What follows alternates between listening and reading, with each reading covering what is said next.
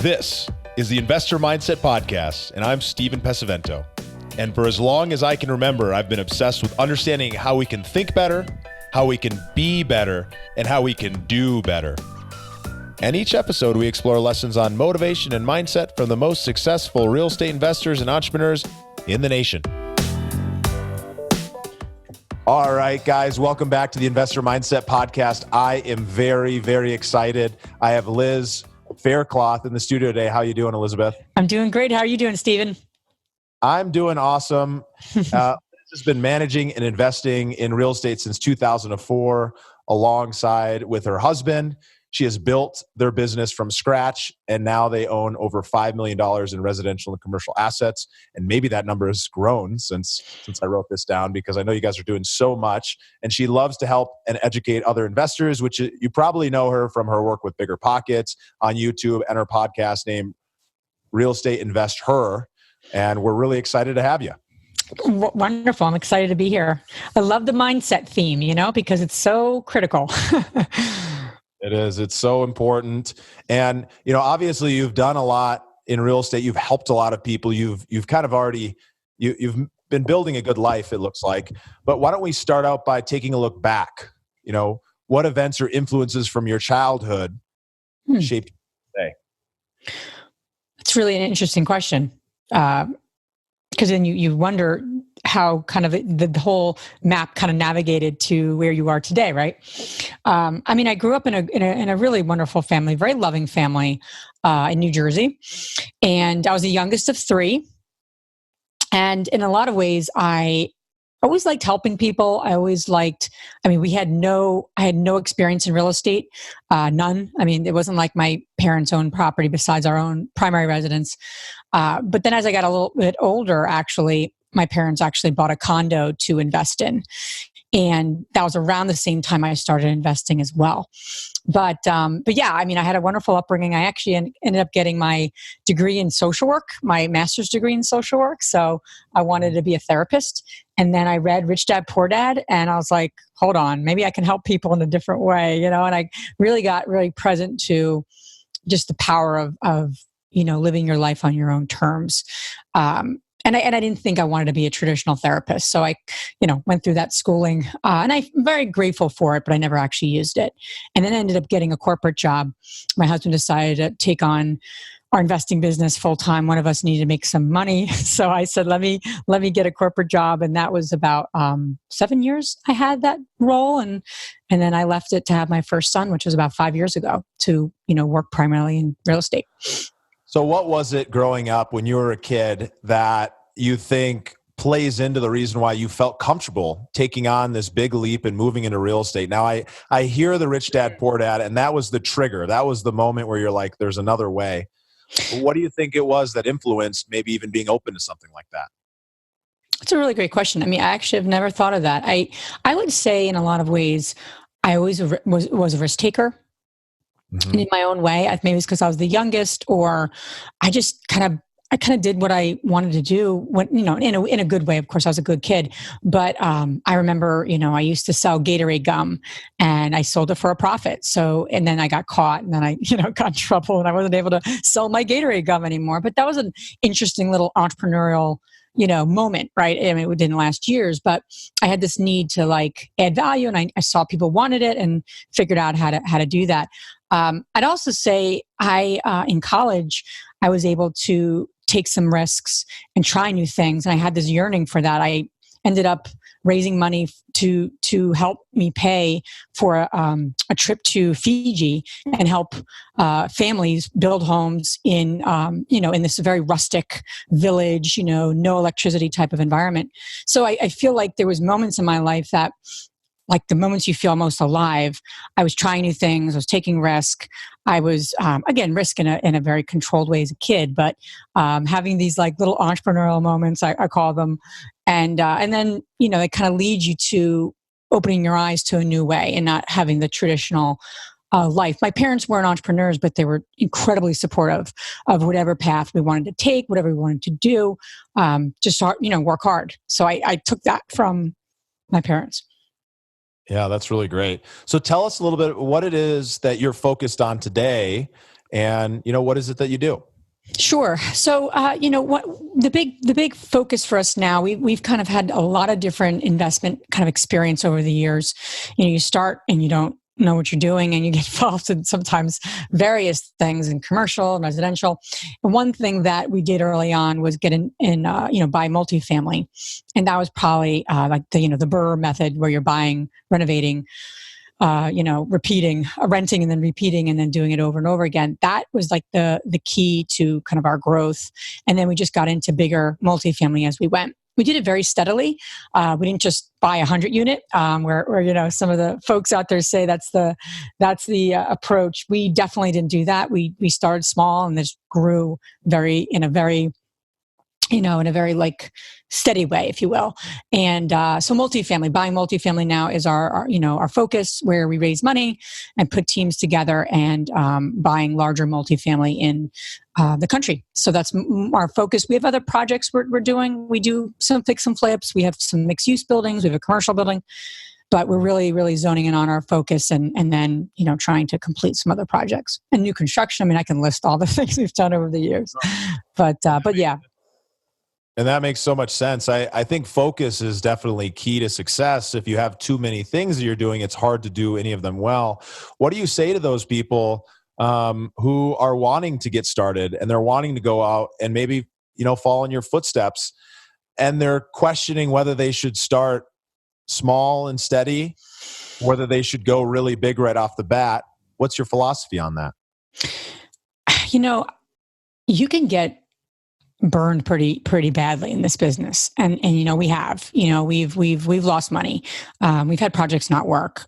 Thankfully, a lot of things have worked, and then you make it right and you move on and you learn from it. But, this is not something, I don't think this is like a business that's like, you can just start and, go big and then, well, hopefully it'll work out. Like that, you're putting a lot at risk in this business, especially whether it's people's money, your own money, people that live in the property. I mean, there's just a lot of stakeholders, if you will, that's involved in this business. So I'm a big fan of, the right team needs to be in place to go big. So if you're going to go big, then you better have people behind you that could be mentors or, just keep you out of trouble and keep you out of harm's way, so to speak. And if you are going to do it, get some experience with some smaller multis. That would be my best recommendation. You manage the property. You start managing other people's If you buy larger properties, chances are you're not going to be managing a 100 unit yourself. You're going to have a property management company.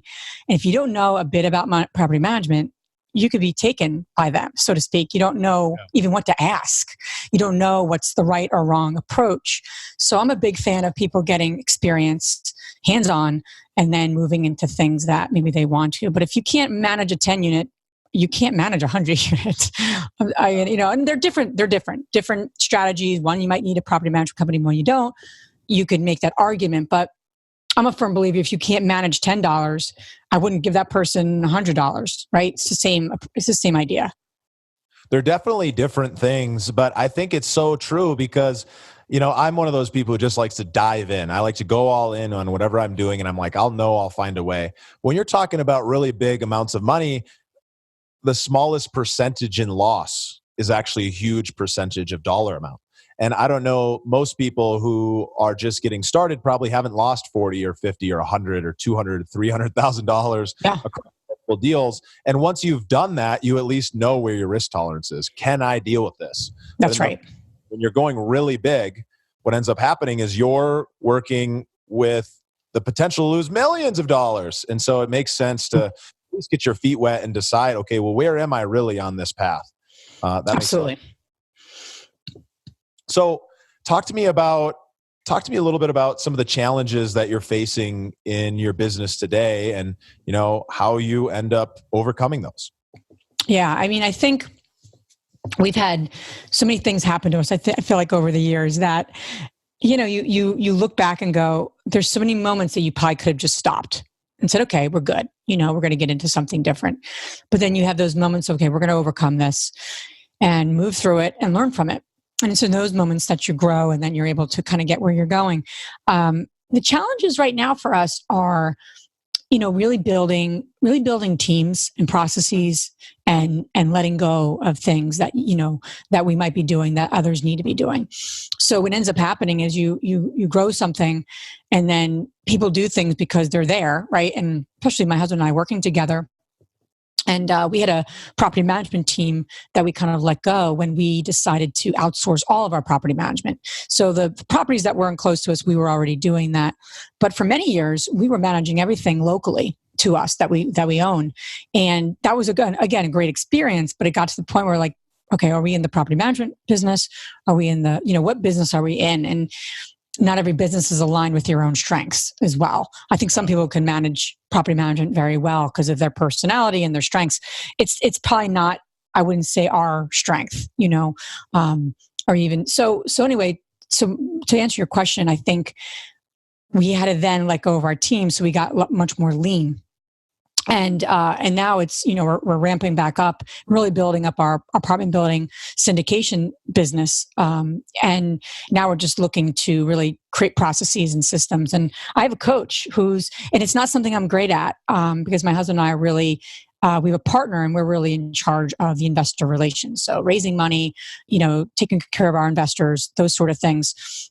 We're also involved in like the asset management, of course, because we're small, but we have a partner who's more operations. And so anyway, I hired a coach. She's helping me kind of like really document everything, every workflow, and what do we automate, what do we delegate, and then with the goal of hiring like an investor relations support person in the next 6 months. But it's painful at times, because you're like, you really get to the point where you're like, okay, I can't be doing this anymore. There's other things I need to be focused on that are not, it's sometimes the tasky stuff, if you will. So, so that's kind of what we're working through, and it's really good stuff, but we're trying to step up our investor relations and just give these investors even more than they want. So, or need, excuse me. And that makes so much sense. But something I want to latch onto there that you were talking about is identifying your strengths. So you mentioned that you guys have been going through this audit process, identifying where you guys are strong versus where you're weak, and maybe where you need to fill in some of those. How do you go about identifying your strengths?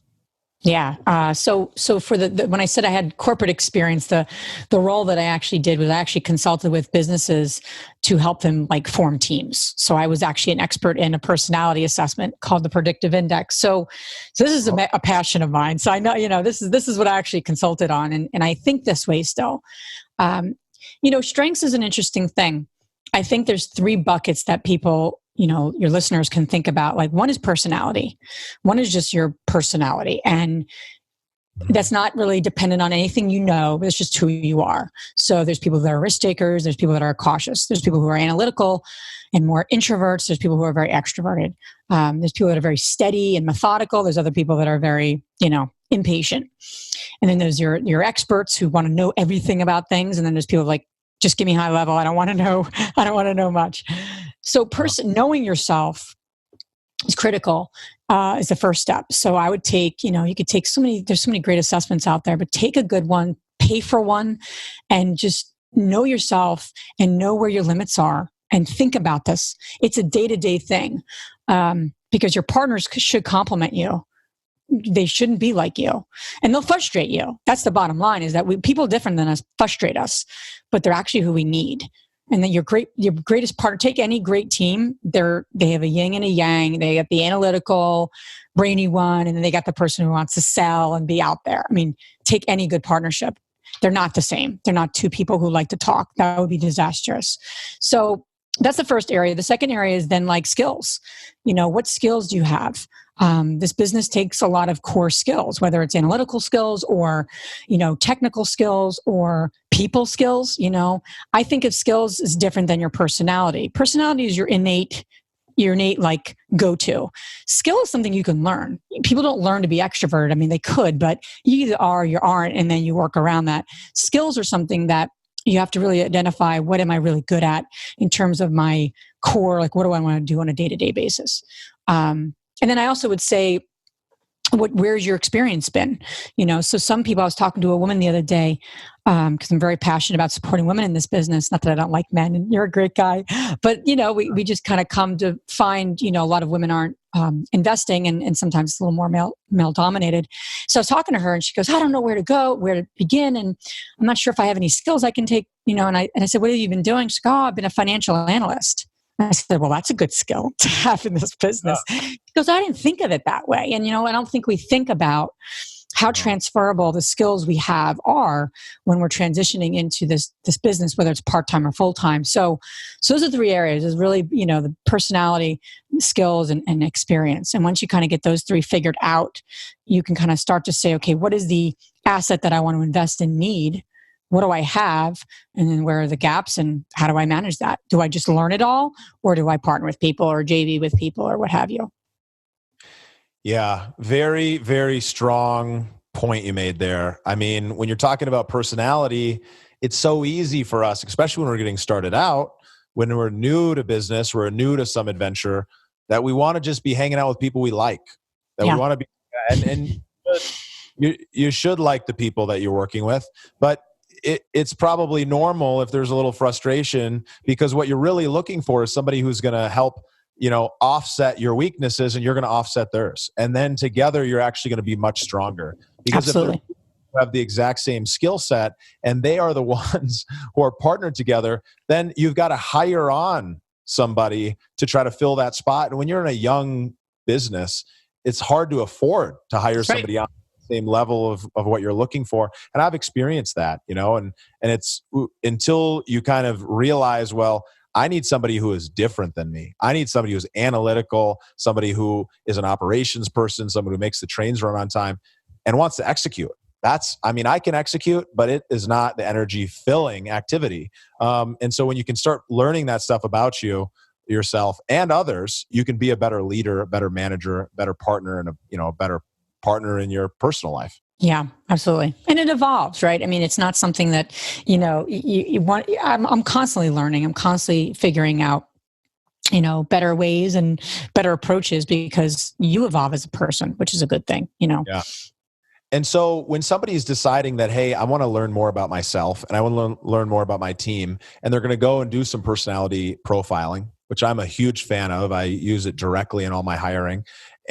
What would be the steps? What would be something that somebody should look for, and how do they even know what these tests mean if they haven't ever done it before?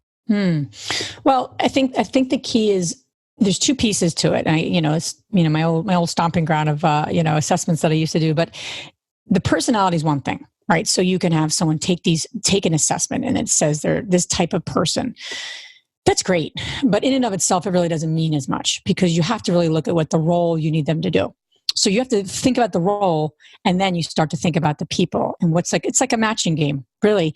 And then the team is the second part. But with regards to like roles versus people, you really want to assess the role. So if I need someone to manage my social media, or even like someone like myself, we want to hire someone to do, be really an investor relations support person.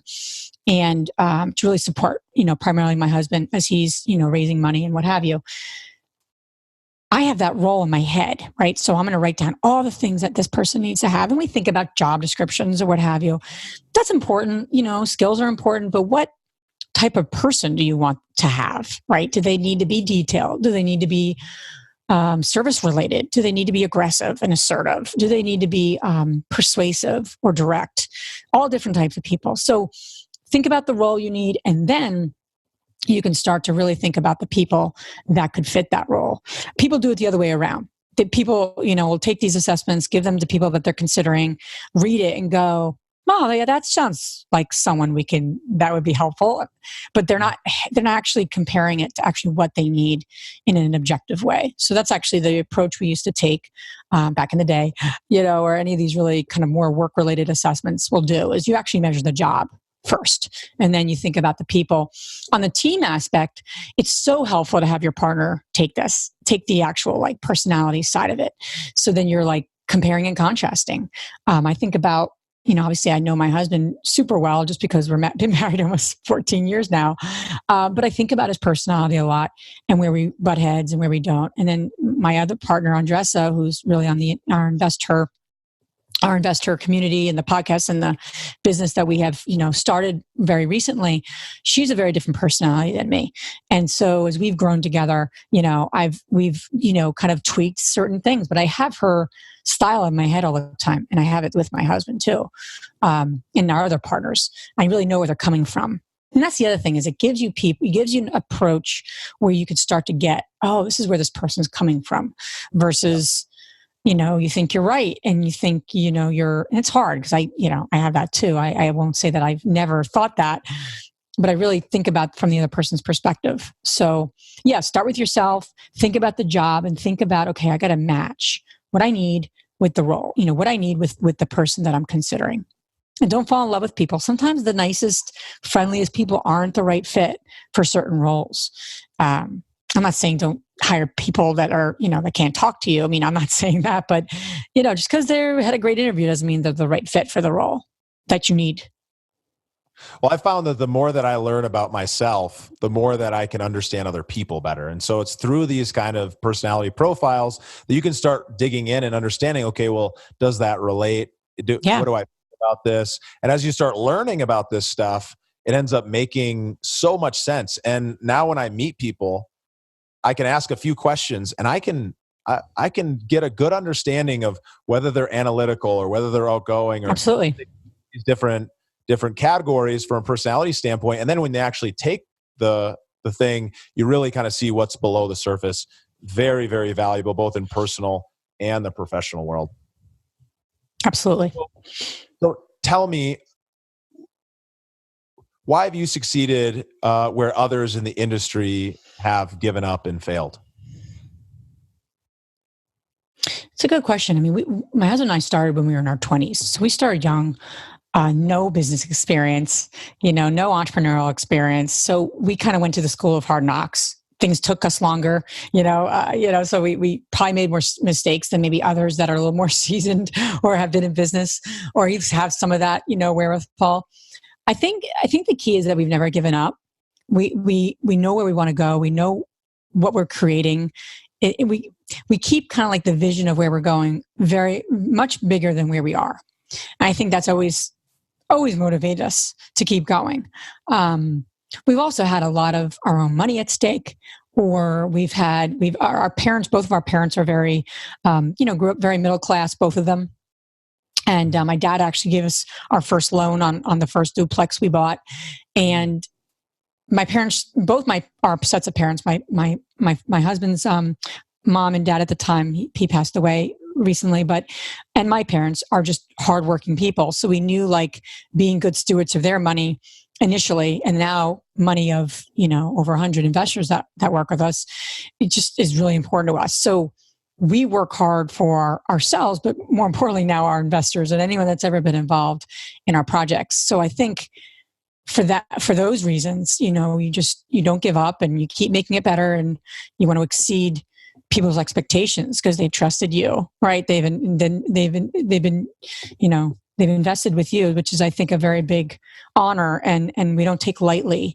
So you kind of really keep that in mind. So everything I'm working on now, what motivates me is, taking care of our investors.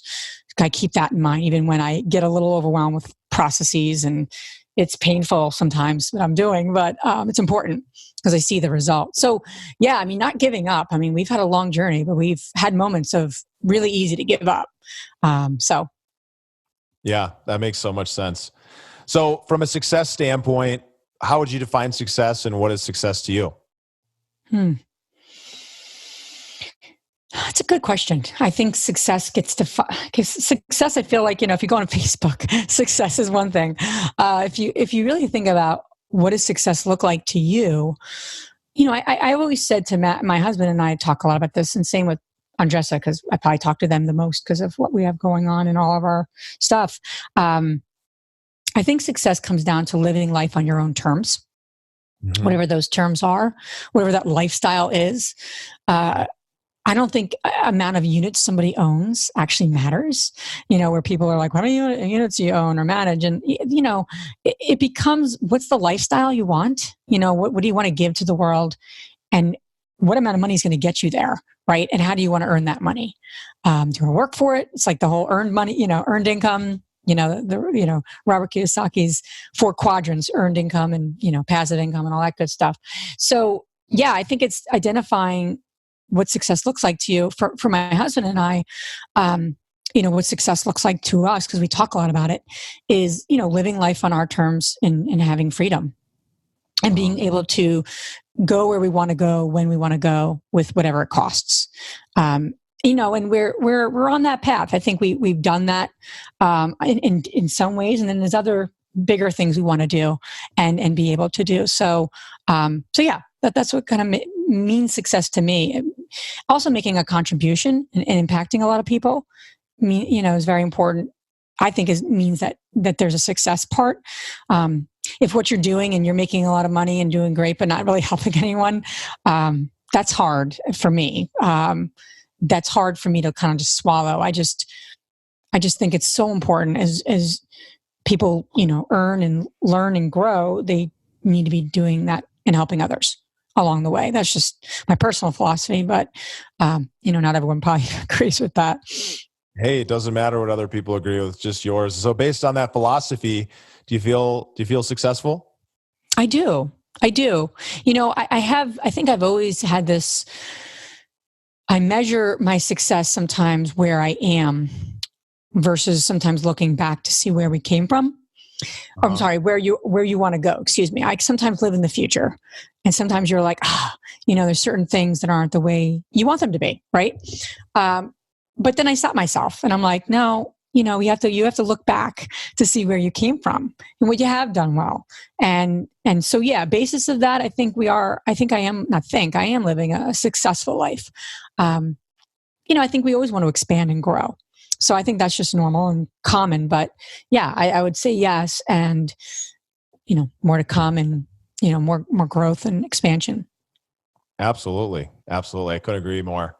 So what are some of your keystone habits, the things you do on a daily or weekly basis that help lead you to living a great life? There's a lot of different, things I've tried over the years, and the things that stick with me is obviously exercise. So important. And, I have 2 little ones, so sometimes it's not, and I'm working in our business, and I'm working part-time, so I'm not consumed by work. So I have this, pulled in different areas and directions like many of us, but I make it a commitment, to work out 3 to 4 times a week. So that's a big rock for me. Prayer is a big rock for me. Just really getting quiet in the morning and praying.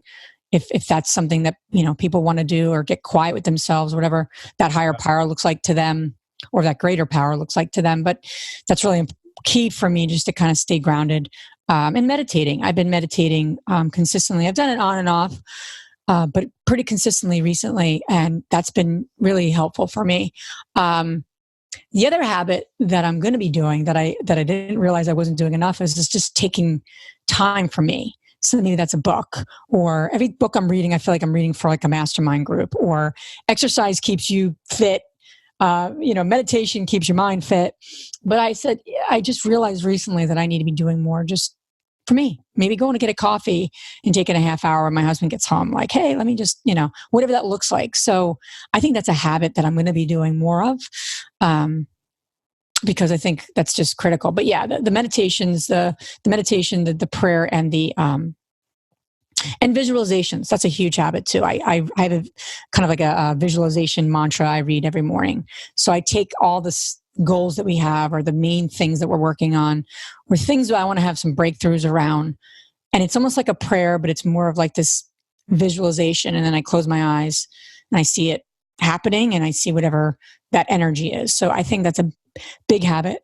Whenever I feel stopped, I just close my eyes and see it working out. But that's a huge habit, because I feel like that's so powerful.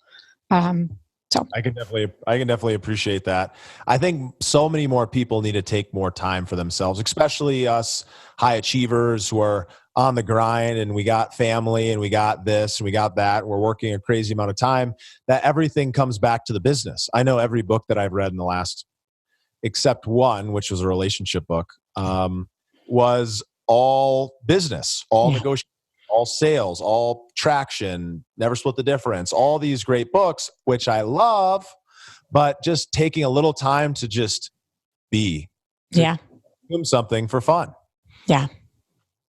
Yeah. It's it's funny because I think people that are entrepreneurial, their work is fun in some way, and I like, their work is, they become their work. Then it's very easy to get caught up in that. And I'm not someone who likes to shop, or I'm not really like that very traditional woman, to be honest with you. But I, just reading this book, my friend gave to me, it's not really business related. I'm like, I need to be reading that, and I need to be spending at least 20 minutes a day doing that somehow and not being so crammed in with my, okay, now I'm a mom, now I'm working in the business, now I'm here, now I'm there. So yeah, I think it's really hard to do, but you got to feel the guilt and do it anyway. Exactly. Well, we've made it to the growth rapid fire round where the questions are quick, but the answers don't need to be. So tell us, what's a book that's impacted your life the most, or one you are excited about right now? Awaken the Giant Within. Tony Robbins is an enormous speaker, and that's how people know of him. I don't think people know that he wrote a book. But I read that in my early 20s, and that's been so life-changing. And I should reread it again soon. But I remember a lot of it, and so it's a huge book too. But it's a great chock full. If you're a human being, you should read that book. I couldn't agree more. That was my gateway to Tony Robbins and development. And I, been on a heck of a journey ever since. And, there's just so much good within it, and it really just opens your eyes to some awesome things. So thanks for sharing. Yeah, it's huge. Mm-hmm. From an inspiration standpoint, who are some of your mentors, the people you learned from and looked up to over the years, and how have they influenced your career? It's a really good question. I mean, a lot of authors, I would start with Wayne Dyer. That was just a huge kind of spiritual mentor, if you will. I mean, I don't know the guy, but I read all of his books, and just really opened my eyes to wow. I was raised Catholic, so I thought that was the only way I knew how to correlate with what I called God. So that was huge for me. Marianne Williamson, same. I know she's running for president now, but her books and her content have been so impactful. From a spiritual, and I think spiritual perspective, but it's also very related to business and related to your life, right? It's not just spiritual. So those two there, early on, Anthony Robbins, reading that book, and just, I've never actually gone to one of his seminars. I think another where I found mentors, I've done a lot of personal growth weekends. I've done Landmark Education, which people may or may not be familiar with. It's a 3-day in your face sort of unravel who you are and, figure out who you are and where you want to go and create possibilities. But all the leaders there, I feel like were mentors for me. In a lot of ways, I think I've had mentors.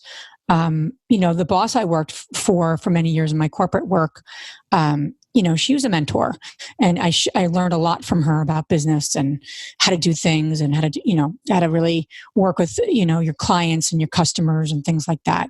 I'm trying to think of others. I love Brene Brown.